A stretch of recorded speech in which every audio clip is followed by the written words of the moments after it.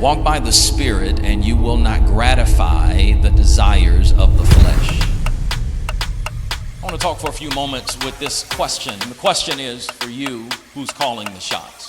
See, what Paul is describing here in Galatians 5 is that there is a struggle going on for control of your life. It practically is a tug of war between your spirit and your soul and flesh. Your life will go in the direction of whatever part of you is in control. See, the reason that Lot's wife looks back is because even though, watch this tug of war, that the angels are literally pulling them out of the city, the strongest pull over their life was their flesh.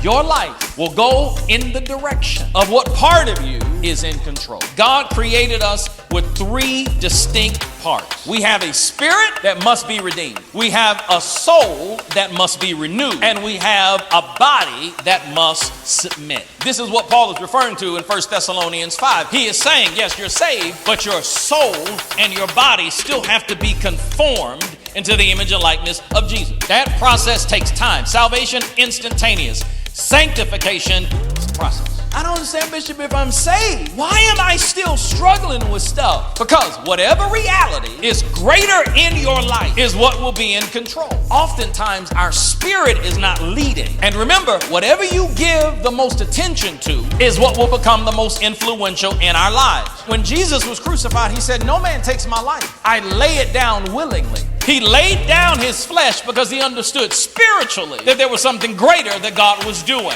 My mind, my will, and my emotions will not control how I worship God. How I feel and how I think and the decisions that I made will not be in control of me. I will worship the Lord and bless him in spirit and in truth. This means there are days that you may not feel like it, but you understand that we don't worship based on how we feel. We worship the God who's greater than how we feel. Even when we don't feel good, you still ought to be able to lift your hands and give him a praise.